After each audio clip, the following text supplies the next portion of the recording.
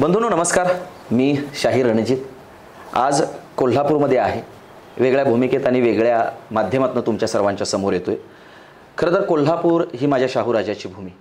शाहूराजा आणि कोल्हापूर करवीर नगरी ह्या गोष्टींना कधीही आणि कुठल्याही अंगाने वेगळं करता येणार नाही. या मातीवरती जो संस्कार आहे, या मातीवरती जो विचार आहे, तो अर्थातच माझ्या शाहूराजाचा आहे. याच शाहूराजाच्या नगरीमध्ये सामाजिक न्यायाची मुहूर्तमेढ रोवली गेली आणि याच सामाजिक न्यायाच्या मुहूर्तमेढीला बांधील राहून इथली जी नेतृत्व घडत गेली, बहरत गेली, वाढत गेली, ती सगळी शाहूराजाला प्रमाण मानून वाढत गेलेली आम्ही पाहतोय. या सगळ्यामध्ये अग्रक्रमानं आणि आदरानं आणि तितकंच आत्मीयतेनं नाव घ्यावं असं नाव जर विचारलं तर कोल्हापुरातल्या कोणत्याही लहान बाळाच्याही ओठावरती नाव येईल. ते नाव म्हणजे अर्थातच पी.एन. पाटील साहेब. पी.एन. पाटील साहेब आणि सामाजिक न्यायाची संकल्पना म्हणजे अगदी लहान बाळसुद्धा, एखादा तरुण मुलगासुद्धा साहेबांच्या गाडीला हात करावा, साहेबांनी गाडी थांबवावी आणि मग त्या युवकांना आपले प्रश्न साहेबांच्या समोर अगदी प्रखरतेनं मांडावे आणि तितकंच स्मित हास्य करत साहेबांनी ते प्रश्न ऐकावे आणि त्याला उत्तर देण्यासाठी साहेबांनी आपली बांधिलकी दाखवावी. हे प्रसंग आपण सर्वांनी बऱ्याच वेळा अनुभवलेले आहेत. हा एकूणच सगळा वैचारिक वसा आणि वारसा ज्या माणसाच्या खांद्यावरती येऊन आता ठेपलेला आहे, त्या माणसासोबत हितगुज साधण्याची, संवाद करण्याची माझी मनापासून इच्छा होती आणि म्हणूनच तेच करण्यासाठी, तो संवाद साधण्यासाठी आज ज्या व्यक्तिमत्वासमोर मी बसलेलो आहे, माझ्यासमोर आहेत माननीय राहुलदादा पाटील. खरं तर ज्या माणसाच्या विधानसभेच्या निकालानं फक्त त्याचा मतदारसंघच नाही तर संपूर्ण कोल्हापूर जिल्हा हळहळला आणि एका चांगल्या नेतृत्वाला अवघ्या काही हाताच्या बोटावर मोजण्या इतक्या मतांनी दुरावला, ही खंत ज्यांच्या मनामध्ये आहे, या सगळ्याच प्रश्नांचा सांगोपांग विचार मांडण्यासाठी, चर्चा करण्यासाठी आणि आज घडीला संपूर्ण करवीरवासीय, कोल्हापूरवासीय, कोल्हापूर जिल्ह्यातले सगळे नागरिक यांच्या भुवया उंचावणारा प्रश्न की राहुलदादांचा पक्ष बदल, या अनुषंगानं दादांचं मत काय आहे, दादांचे विचार काय आहेत, दादांची काहीतरी भूमिका आहे, ती भूमिका तुमच्यापर्यंत पोहोचावी. तुमच्यासारखेच मलाही प्रश्न पडले, त्या प्रश्नांची उत्तरं जाणून घ्यावी, यासाठी मी आज दादांसोबत संवाद साधतो आहे. दादा, मनपूर्वक स्वागत करतो मी तुमचं या पॉडकास्टमध्ये. आणि मी ज्या पद्धतीनं म्हटलं की आदरणीय पी.एन. पाटील साहेब एक वैचारिक वसा वारसा या कोल्हापूर नगरीमध्ये, नेता नव्हे मी कार्यकर्ता हे म्हणतात बरेच जण, पण ते जगताना खूप कमी लोक आढळतात. अगदी त्याच पद्धतीनं जगणारा आणि आपल्या इतर कार्यकर्त्यांना सुद्धा जगावा असा संदेश देणारा व्यक्ती म्हणून ज्या व्यक्तिमत्वाकडं, महान माणसाकडं पाहिलं गेलं, ते आदरणीय पी.एन. पाटील साहेब. दादा, माझा एक वेगळा प्रश्न असा आहे की अशा व्यक्तिमत्वाचा आपण पाल्य आहोत, एक मुलगा आहोत ज्याची इतकी मोठी लेगसी आपल्यावरती येऊन आज आपल्या खांद्यांवरती थांबलेली आहे, जबाबदारी फार मोठी आहे.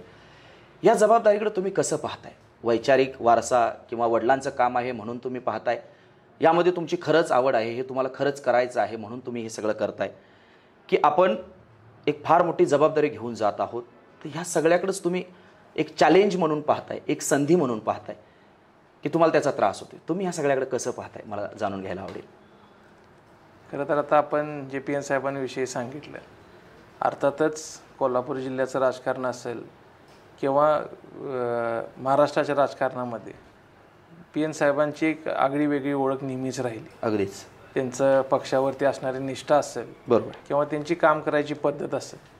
आणि मी त्यांचा मुलगा म्हणून अर्थातच हे लहानपणापासून अगदी जवळून बघितले. अगदी म्हणजे वेळप्रसंगी अहोरात्री अगदी CPR हॉस्पिटलमध्ये पेशंटला जाऊन स्वतः ॲडमिट करायचे वेळ आली असेल, किंवा अगदी एका लहान सहान कार्यकर्त्याला थेट अगदी राज्याच्या मुख्यमंत्र्यांच्या समोर नेऊन, साहेब ह्यांचं हे असं असं काम आहे, हा माझा कार्यकर्ता आहे, असे करणारे सुद्धा पी.एन. साहेब मी बघितलेत. कुठलीही निवडणूक असली, मग ते स्थानिक स्वराज्य असतील, आमच्या कुठल्या संस्थेच्या निवडणुका असतील, अगदी अहोरात्री म्हणजे उमेदवारसुद्धा तेवढ्या ह्यानं पळणार नाहीत, तेवढ्या ताकदीनं पी.एन. साहेबांनी नेहमीच राजकारणामध्ये भाग घेतला, कार्यकर्त्यांसाठी नेहमी उभे राहिले. त्यामुळं पी.एन. साहेब हे अशा व्यक्तिमत्वाचे एक कार्यकर्ते होते.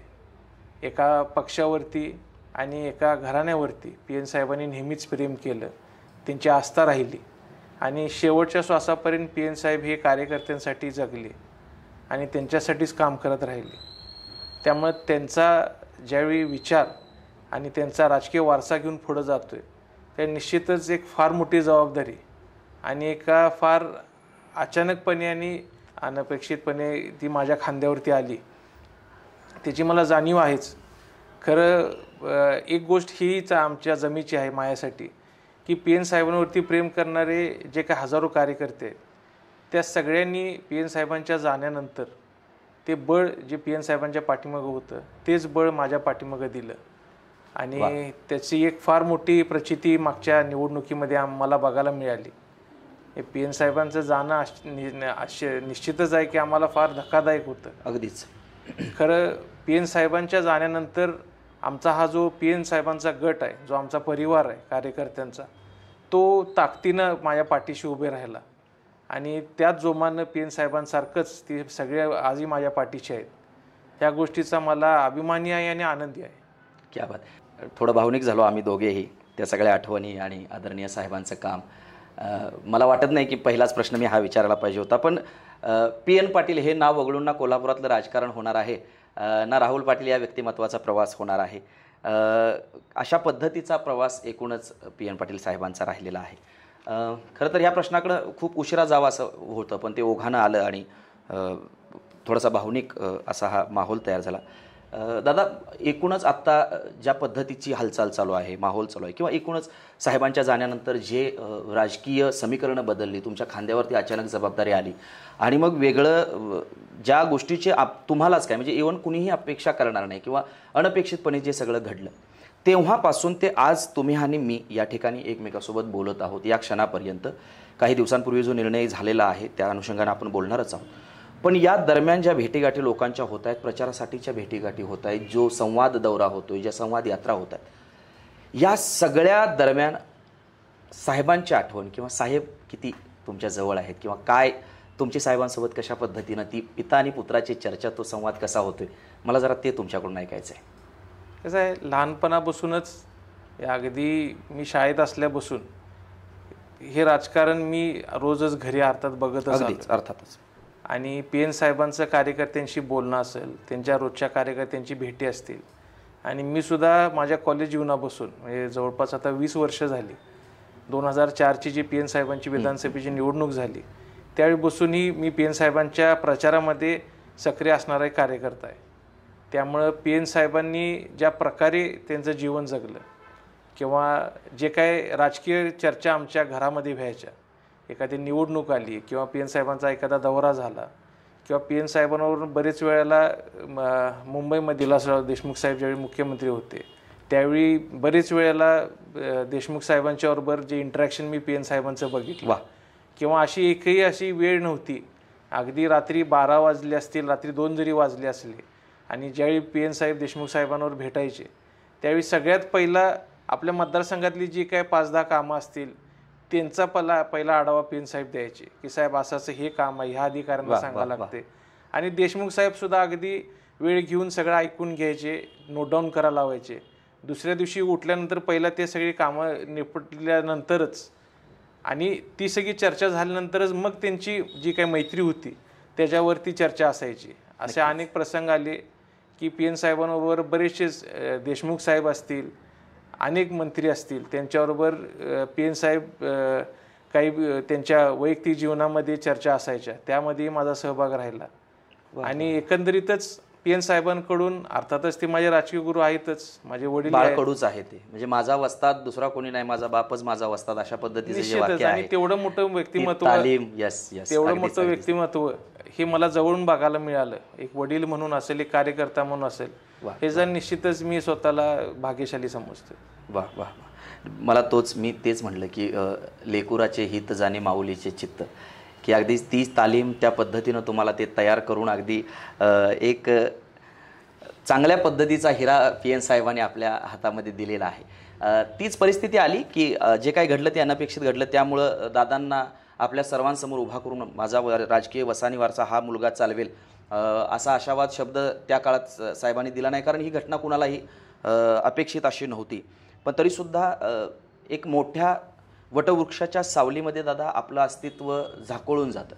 तुम्ही जिल्हा परिषदचे अध्यक्ष होतात किंवा राजीव सहकारी सूतगिरणीचे तुम्ही चेअरमन आहात, तर ह्या गोष्टी आणि PN पाटलांचे तुमच्याकडं सुपुत्र म्हणून पाहिलं जातं, तेव्हा कधीतरी तुमच्या कार्याला कुठंतरी शॅडो केलं जातं किंवा पाठीमागं त्या कार्याचा जेवढा गवगवा किंवा जेवढं चर्चा झाली पाहिजे किंवा राहुल पाटील हे एक व्यक्तिमत्व आहे जे बापाचा संस्कार, बापाचा विचार, बापाची तालीम घेऊन जरी असला तरी या पैलवानाचे जे डाव आहेत ते त्यानं स्वतःसुद्धा काही तयार केलेले आहेत. ते जनतेपर्यंत अजून मला वाटते की ते पोहोचले नाहीत. जेव्हा कधी तुमच्यासोबत संवाद साधण्याचा योग प्रसंग येतो किंवा तुमच्याकडे मी पाहतो तर एक मला धीरगंभीर, एक वैचारिक अशा पद्धतीचं व्यक्तिमत्व तुम्ही वाटलेलं आहात. साहेबांची एकूणच छवी, हसता स्वभाव, ओठावरचं स्मित हास्य हीच PN साहेबांची ओळख. पण एक सायंटिस्ट पर्सनॅलिटी ज्या पद्धतीनं आहे अगदी त्या पद्धतीचं मी तुमच्याकडे पाहत आलेलो आहे. तर त्याबद्दल कधी असं वाटलं का की ही आपली इमेज थोडीशी जे आपण काम करतोय किंवा जे लोकांमध्ये आहोत तर ते आलं पाहिजे असं कधी त्याच्याबद्दल कधी असे कॉम्प्लेक्स निर्माण झाले नाही किंवा भीती वाटली नाही किंवा कधी स्पर्धा लागली नाही? नाही, तसं कधीच नाही. कसं आहे, जर आपण PN साहेबांसुद्धा जर राजकीय जीवन बघितलं, PN साहेबांनी कधी स्वतःला सिरियसली ठेवण्यापेक्षा स्वतःच्या कामाला जास्ती सिरियसनेस दाखवला. अगदी अगदी. आणि जे काय साहेबांचं होतं, जे काय त्यांचं राजकीय जीवन राहिलं हे नेहमी कार्यकर्त्यांसाठीच राहिलं. आणि PN साहेब हे कामावरती जास्ती फोकस ठेवायचे. प्रसिद्धी करणे किंवा गवगवा करणे हे PN साहेबांच्या कधी डोक्यातही नव्हतं. अगदी. आणि PN साहेबांचं आम्हालाही तशी शिकवण असायची की तुमच्या कामावर लक्ष ठेवा, तुमचं काम करत राहावं, लोकांचं भलं करत राहायचं. वाह वाह. आणि ह्याच दृष्टीनं PN साहेबांनी जर आपण बघितलं, ज्या काय संस्था PN साहेबांनी उभा केल्या किंवा त्या मोठ्या केल्या, वाढवल्या, आता त्याच्यामध्ये आमची राजूजी सुगतगिरण असेल किंवा श्रीपतरावदादा बोंद्रे बँक असेल, निवृत्ती तालुका खरेदी विक्री संघ असेल, ह्या सगळ्या सहकारी संस्था PN साहेबांनी ह्या कार्यकर्त्यांसाठीच निर्माण केल्या आणि त्या मोठ्याही झाल्या त्या कार्यकर्त्यांमुळेच झाल्या. वाह. त्याच्यामध्ये प्रशासन हे PN साहेबांनी नेहमी कडक ठेवलं. PN साहेबांचं नेहमी म्हणणं होतं की कुठल्याही संस्थेमध्ये ज्या काय त्या संस्थेसाठी आणि संस्थे हितासाठी निर्णय असतील तेच घेऊन ती संस्था पुढे राहिली पाहिजे. आणि आपल्या यशवंतराव चव्हाण साहेब असतील किंवा वसंतदादा पाटील साहेब असतील, ह्यांचा नेहमी एक प्रभाव PN साहेबांवर अगदीच खूपच चांगल्या माणसांचा प्रभाव आणि सहवास साहेबांना लाभला. त्यांच्या चर्चांमधून येणारा संस्कार साहेबांच्या कामामध्ये दिसत होता. आणि एकूणच जो विचाराच्या अनुषंगाने आपण पुढे बोलणार आहोत. दादा, कोल्हापूरच्या राजकारणाकडे महाराष्ट्राचं लक्ष असतं, कारण कोल्हापुरात जे पिकतं तेच महाराष्ट्रात टिकतं अशा पद्धतीची एक संकल्पना गेली अनेक वर्षांनी. या संकल्पनेमध्ये अर्थातच PN पाटील साहेब असतील किंवा एकूणच जुनी जाणती सगळीच राजकीय मंडळी आहेत, या सगळ्यांचाच प्रभाव राज्यावरचा जो आहे तो आजपर्यंत आपण पाहत आलेलो आहोत. अशा परिस्थितीमध्ये आज ज्या पद्धतीनं आपण चर्चा करतो आहोत, एक वेगळा विचार, एक वेगळी वाट निवडण्याची जी काही चर्चा आहे, कारण मी तुम्हाला सुरुवातीलाच मी ज्या पद्धतीनं सांगितलं की करवीर मतदारसंघाचा जो काही निकाल लागला आणि राहुल पाटील ह्या व्यक्तिमत्वाला जो पराभवाचा सामना करावा लागला अगदी थोडक्यामध्ये, तर ही गोष्ट फक्त त्या मतदारसंघापुरती मर्यादित नव्हती. कारण या निवडणुकीकडे, या निकालाकडे कोल्हापूर जिल्ह्यातल्या लहान थोर सगळ्या माणसांची नजर होती, सगळ्या माणसांचं लक्ष होतं. आणि अर्थातच PN पाटील साहेब हा धागा त्या निकालाच्या अनुषंगानं होता. हे जनतेचं प्रेम, ही जनतेची आपुलकी साहेबांनी मिळवली, ती एका विचारधारेसोबत राहून, एका पक्षासोबत राहून मिळवली. आज या घडीला आपण पक्ष बदलाचा निर्णय घेत आहोत. अर्थातच जितकं हे वाचायला ऐकायला सोपं वाटतं तेवढं किमान तुमच्यासाठी तितकं ते सोपं राहिलेलं असणार नाही. कारण तुमचं बाळकडू, तुमचा जन्म, तुमचं रांगणं, तुमचं बोलणं, चालणं जे काही आहे ते सगळं काँग्रेसच्या छत्रछायेखाली खऱ्या अर्थानं या ठिकाणी झालेलं आहे. पण मग अशी ती कुठली गोष्ट घडली की ज्यामुळे तुम्हाला आज पक्ष बदलावा लागतोय किंवा पक्ष बदलाची जी कारणं जनतेच्या समोर वेगवेगळ्या माध्यमातून येत आहेत त्यामध्ये दादा किती तथ्य आहे? मला हे डिरेक्टली तुमच्याकडून जाणून घ्यायला आवडेल की ज्या काही चर्चा लोकांमध्ये आहेत या चर्चांच्या पलीकडे जाऊन राहुल दादांचे एक वेगळं मत या एकूणच प्रवेशासंदर्भात किंवा पक्ष बदलासंदर्भात जर असेल तर माझी विनंती आहे तुम्ही ते माझ्यासोबत शेअर करावं. कसं झालं, आता आपण मगाशी उल्लेख केला बोलताना विधानसभेच्या निवडणुकीचा. बरोबर. विधानसभेची निवडणूक आम्ही PN साहेब नसताना पहिल्यांदाच आम्ही सगळे कार्यकर्ते त्या निवडणुकीला, एवढ्या मोठ्या निवडणुकीला अगदी अगदी अगदी अगदी दिवसाची रात्र करून आम्ही प्रचार केला. माझ्यासोबत खरं तर माझे जे काही PN साहेबांचे कार्यकर्ते होते ते माझ्याही 4 पावलं पुढं जाऊन त्यांनी प्रचार केला. अगदी आमच्या गावातल्या माता भगिनी असतील, बरोबर, दिवसभर जेवण घेऊन 3-3, 4-4 महिने ते दिवसभर फिरले. आणि अशा परिस्थितीमध्ये एक वातावरण PN साहेबांच्या बद्दलचं मतदारसंघात असतानाही आम्ही प्रचारात कुठेही कमी पडलेलं नसताना सुद्धा अगदी तुम्ही बोलल्यासारखं अगदी थोडक्या मतामध्ये अगदी थोडक्यात आम्ही ह्या इलेक्शनमध्ये पराभूत झालो. आणि एकंदरीतच एक निराशाचं वातावरण आमच्या कार्यकर्त्यांमध्ये साहजिकच आहे. साहजिकच आहे. त्याच्यामध्ये मग बरेचसे तर्कवितर्क झाले. काही तिथून पुढं जे काय आमच्या सहकारी संस्थेच्या निवडणुका झाल्या त्याच्यामध्ये आमच्या कार्यकर्त्यांना अडचणी यायला चालू झाल्या. प्रशासकीय काय कामं असतील, अगदी तहसीलदार, कलेक्टर ऑफिस किंवा ज्या काय आपल्या जनरल गोष्टी रोजच्या असतात त्याच्यामध्ये सुद्धा कार्यकर्त्यांच्या अडचणी यायला चालू झाल्या. आणि कार्यकर्त्यांमधून एक खतखत यायला चालू झाली की कुठंतरी आपण दिशा बदलायला पाहिजे. आज आपली कामं होत नाही आहेत. बरोबर आहे. तुम्ही काहीतरी निर्णय घ्या. आमची विकास कामांचं कसं होणार, पुढच्या निवडणुकीपर्यंत आपल्याला काही गट टिकवायला पाहिजे, असे एक आग्रह आमच्या कार्यकर्त्यांकडून यायला लागला. सुरुवातीला ज्यावेळी हे निवडणूक झाल्यानंतर हा विषय आला त्यावेळी बरेच लोकांशी मी चर्चा केली, बाबा आपलं असं काय करता येणार नाही किंवा आपण हे करायला नको अशी समजूत मी घातली. बरोबर आहे. काही खतखत कार्यकर्त्यांची या लागली, काही नाराजगीचे सूर या लागले. खरं ते मी बोलून त्यांच्याशी बऱ्याचशाच गोष्टी तिथल्या तिथं थांबवल्या, सोडण्याचा प्रयत्न केला होता. खरं एकंदरीतच ज्यावेळी अजितदादांनी आम्हाला बोलवून घेतलं आणि त्यांनी त्यांच्या पक्षामध्ये सामील होण्यासाठी आम्हाला सांगितलं आणि मी आल्यानंतर आमच्या कार्यकर्त्यांशी ह्या गोष्टीवरची चर्चा केली, त्यावेळी मात्र कार्यकर्त्यांनी हा आग्रह धरला की आता हा तुमच्यासाठी नाही आहे, हा आमच्यासाठी हा निर्णय तुम्ही घ्या लागतोय. ओके. आणि गेले 15-20 दिवस जवळपास एक महिना होत आला. आमच्या मतदारसंघातल्या प्रत्येक जिल्हा परिषद वाईज असेल, तालुका वाईज असेल, आमचा जुना मतदारसंघातला राधानगरी तालुका असेल, ह्या सगळ्या मतदारसंघातल्या लोकांशी माझी चर्चा झाली, अनेक बैठका झाल्या, त्यांचं मत जाणून घेतलं आणि सगळीकडूनच ह्या गोष्टीचा ज्यावेळी आग्रह व्हायला लागला ओके त्यावेळी मात्र मला विचार करणं भाग पडलं. कारण का अर्थात तुम्ही जसं बोलला तसं हा निर्णय आमच्यासाठी काय सोपा नाही. अर्थात इतक्या वर्षाची परंपरा, इतक्या वर्षाची पक्षनिष्ठा अगदीच हे सोडून आम्ही एका दुसऱ्या पक्षामध्ये जातोय. खरं हे करत असताना ह्याही गोष्टीचा विचार आला की राष्ट्रवादी काँग्रेस आणि काँग्रेस हे जर आपण बघितलं तर हे समन विचाराचे विचारधारा घेऊन चालणारे पक्ष आहेत. शिवशाहू फुले आंबेडकरांचे विचारधारेवर चालणारे हे दोन्ही पक्ष आहेत. त्यामुळं आमचा शेवटी ध्येय काय आहे, आमच्या कार्यकर्त्यांच्यासाठीच आम्ही हा निर्णय घेण्यासाठी भाग पडलोय. बरोबर. आमच्या कार्यकर्त्यांच्या हितासाठी आम्ही हा निर्णय घेतोय, त्यांच्या आग्रहासाठी हा निर्णय घेतोय. आणि मी त्या प्रश्नाकडे दादा येणार आहे. पण मला असं वाटतं की दादा हा कार्यकर्त्यांनी तुमच्या वरती ज्या पद्धतीनं विश्वास टाकून, ज्या पद्धतीनं भाकरी पदरची बांधून, ज्या पद्धतीनं प्रचारात अहोरात्र काम केलं आणि ज्या अनपेक्षित निकालाचा त्यांना सामना करावा लागला, त्यातून एक फ्रस्ट्रेट माइंड झालं किंवा डिप्रेशनचा एक थोडीशी झोत आली त्या कार्यकर्त्यांच्यामध्ये आणि त्यातून ओव्हरकम करण्यासाठी आता आपल्याला पुन्हा नव्या जोमानं काम करावं लागेल अशा पद्धतीची भावना त्यांनी व्यक्त करून वेगळी वाट चोखांदळावी यासाठी तुम्हाला त्यांनी प्रेरित केलं किंवा पुश केलं असंही आपण म्हणू शकतो. कार्यकर्त्यांची ती भावना असू शकते, जनभावनेचा आदर करणारे तुम्ही व्यक्तिमत्व आहात.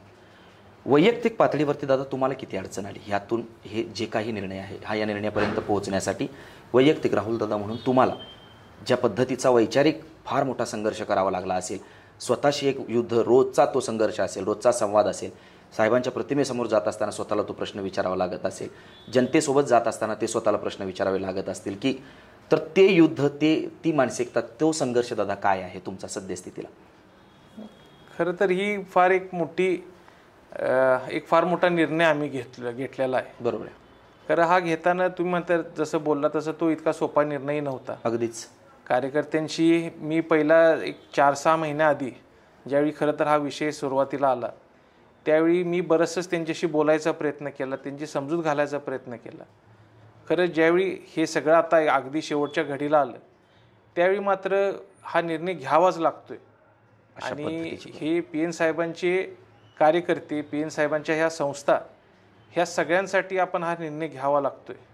ह्या संस्थेला जर बळ द्यायचं असलं, कार्यकर्त्यांची जर ताकद वाढवायची असली आणि विशेषतः पुढच्या निवडणुकीसाठी जर आम्हाला मोर्चेबांधणी करायची असली, हा सगळ्या गोष्टीचा जर सारांश आपण बघितला तर किती जरी अडचण असली तरी आपण हा निर्णय घ्यायला पाहिजे, या गोष्टीवरती मी आलो.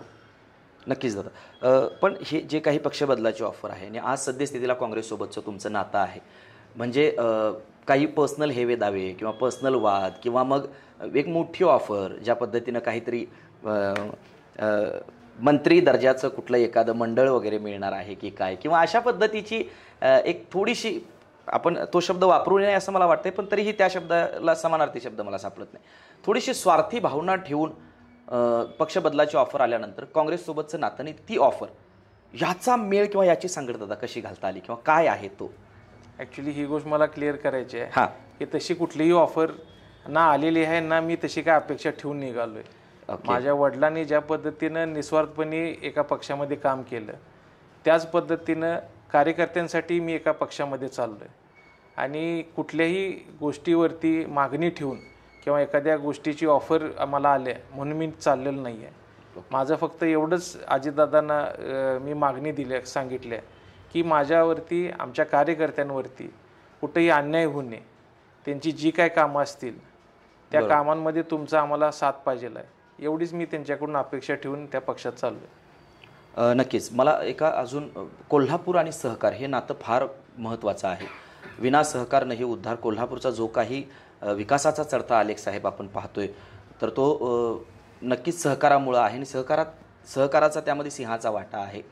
साहेबांचं एकूण सहकारामधलं योगदान आणि ती एकूणच ती नव्या राजकीय वाटचालीला तुम्ही सुरुवात करत असताना हा सहकाराचा उद्धार, सहकाराचा विकास किंवा त्याला सोबत घेऊन जाणं किंवा सहकाराचा विकास कशा पद्धतीनं तुमच्या काही व्हिजन त्या अनुषंगानं आहे, डोक्यामध्ये काय कल्पना आहेत?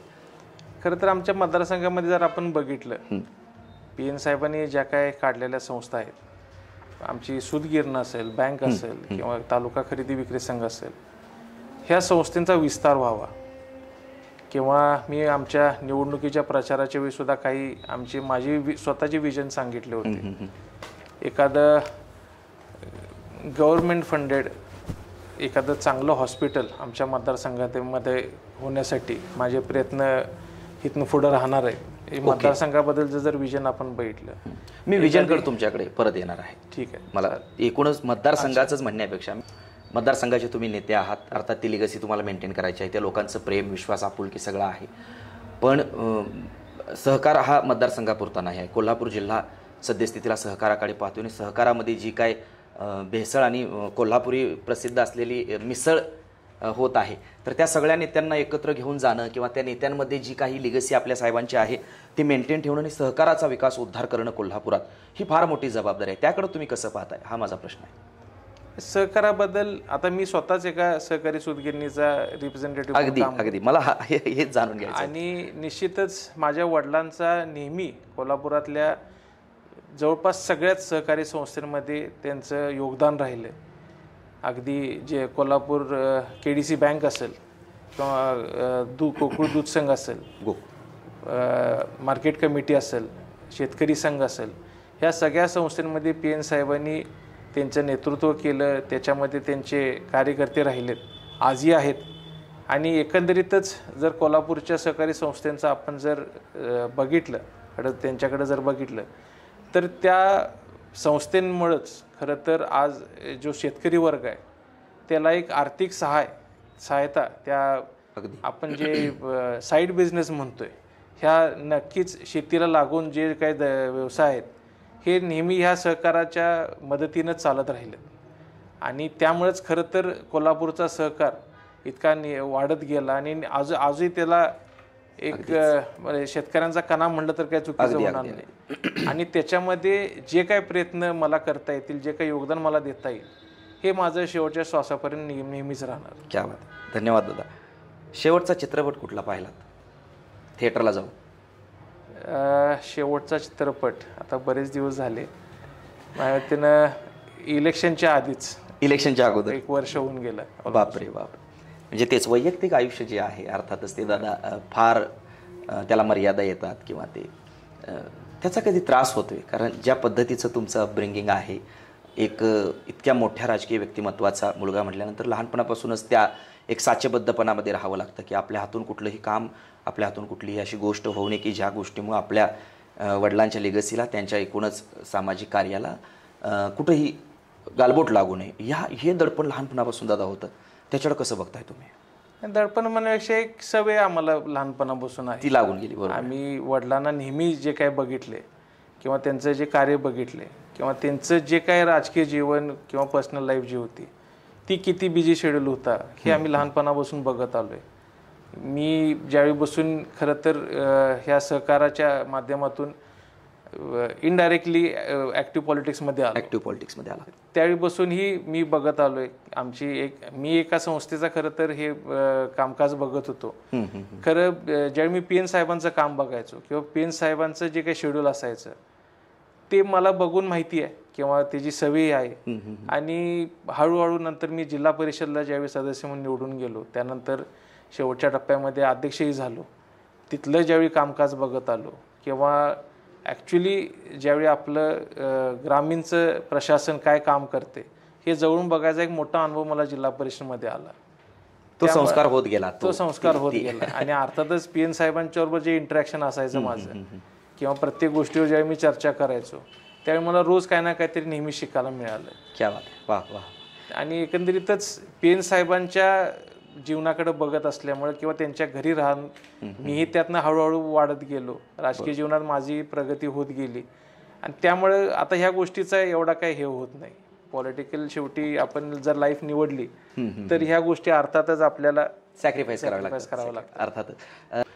दादा, माझा एक मुद्दा होता की कोल्हापूरचं राजकारण एकूणच शाहू विचाराला धरून आजपर्यंत घडत आणि वाढत आलेलं आम्ही पाहतोय. पण काही वर्षांच्या कालावधीमध्ये वेगवेगळ्या विचारधारा कोल्हापूरमध्ये उदयास यायला लागल्या आणि या सगळ्या विचारधारांच्या मध्ये ज्या पद्धतीनं पी एन साहेब असतील, एकूणच काँग्रेसी विचार असेल, फुले शाहू आंबेडकरांचा विचार असेल, तो कुठेतरी पाठीमागे पडतोय की काय अशा पद्धतीची लोकांची एक धारणा जर होत असेल, तयार होत असेल तर येणाऱ्या काळात ते चॅलेंज असताना तुम्ही जो निर्णय आज घेतलेला आहात, ज्यांच्यासोबत जाण्याचा निर्णय घेतलेला आहात, त्या निर्णयामध्ये तुम्हाला कुठल्याही पद्धतीची आडकाठी कोल्हापूरचा विचार पुढे नेण्यासाठी येईल का किंवा अशा पद्धतीचा कधी मनात विचार आला का किंवा प्रश्न पडला का? नाही, तसं खरं तर मला विचारच आला नाही.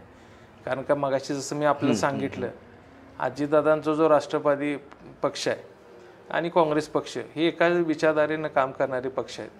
शिवशाहू फुले आंबेडकरांचा जो विचारधारा आहे ती विचारधारेवरच राष्ट्रवादी काँग्रेस पक्षही काम करते आणि त्यामुळे निश्चितच हितं काम करत असताना जे स्वातंत्र्य आम्हाला मिळणार आहे ते मला नाही वाटत की त्याच्यामध्ये काय अडचण येईल. उलट असं मी म्हणेन की आम्हाला एका चांगल्या उमेदीनं काम करायला संधी मिळेल आणि हे करत असताना अजितदादांच्या सारख्या एका मोठ्या नेत्याची आम्हाला साथ मिळणार आहे. क्या बात. नक्कीच हा मुद्दा माझ्यासाठी फार महत्त्वाचा होता. नेत्यांची साथ राज्यातल्या केंद्रातल्या मिळणं ही फार महत्त्वाची गोष्ट आहे. माननीय पी एन पाटील साहेबांची ऑफिसेस आम्ही ज्यावेळी पाहतो किंवा घर पाहतो तेव्हा एका नेत्याचा फोटो, एका नेत्याची तस्वीर आम्हाला सगळीकडे दिसते.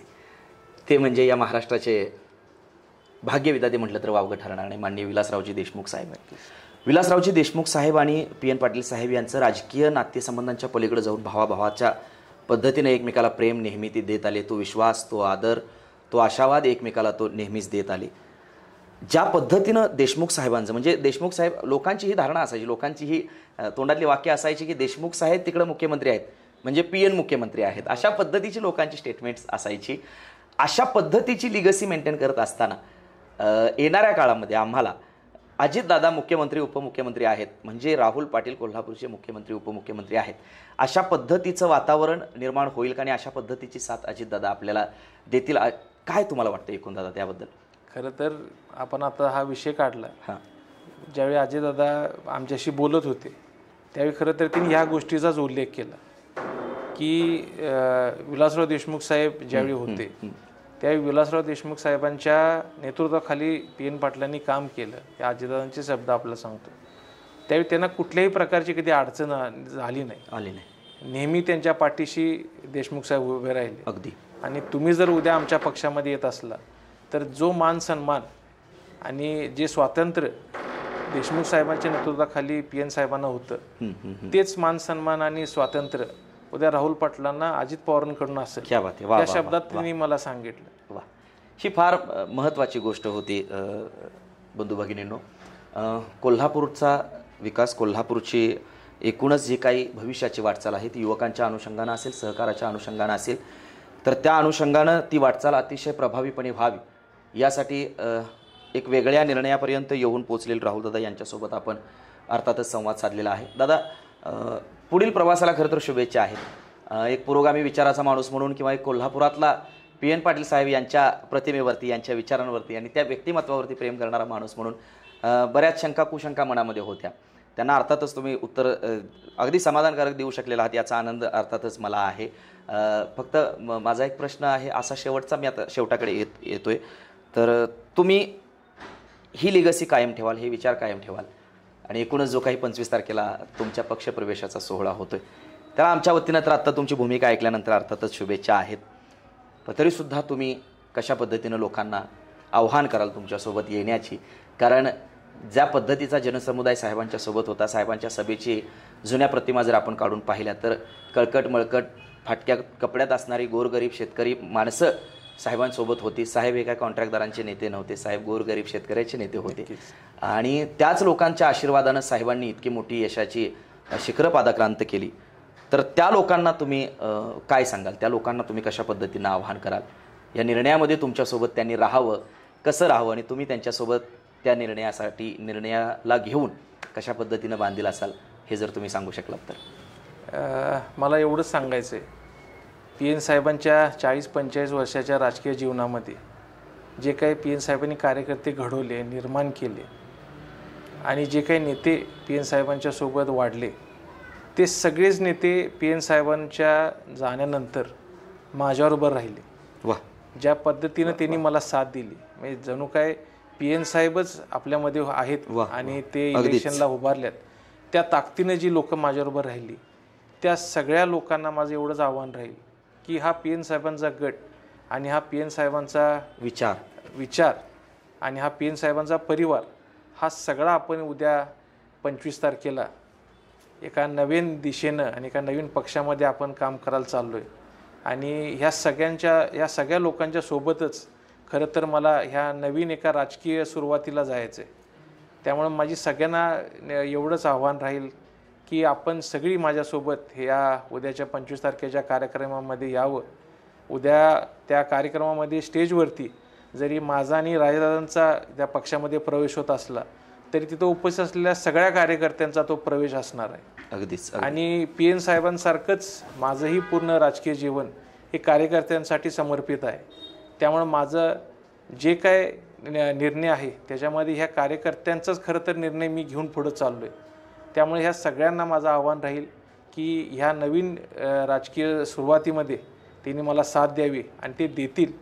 PN साहेबांवरती प्रेम करणारे सगळे निष्ठावंत कार्यकर्ते उद्याच्या कार्यक्रमाला आल्याशिवाय राहणार नाहीत, ह्याची मला खात्री आहे.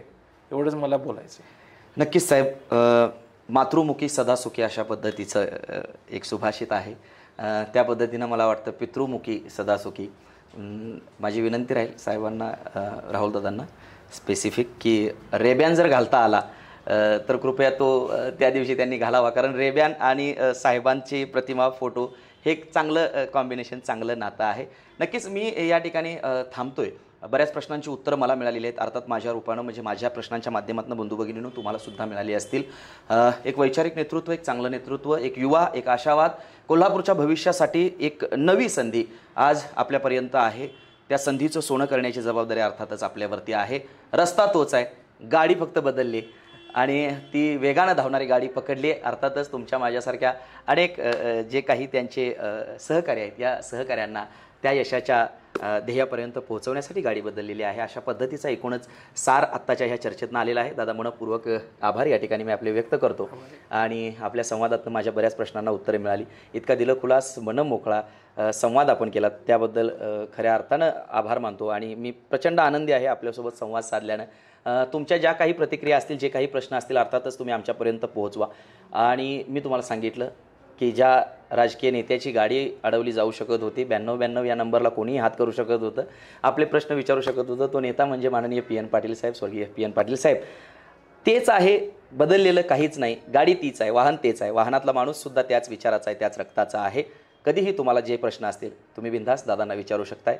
दादांनी आव्हान केलेलं आहे 25 तारखेला त्या सोहळ्यामध्ये या. बऱ्याच प्रश्नांची तुम्हाला उत्तर मिळतील. हा संवाद साधलात, हा वेळ या एकूणच धावत्या सगळ्या सद्यस्थितीच्या काळामध्ये आपण दिलात, त्याबद्दल आपले आभार मानतो. आपल्या राजकीय आणि सामाजिक एकूणच भावी वाटचालीसाठी मनपूर्वक अशा कोल्हापूरवासीय म्हणून दादा मी आपणास शुभेच्छा देतो आणि मी या ठिकाणी थांबतो. धन्यवाद.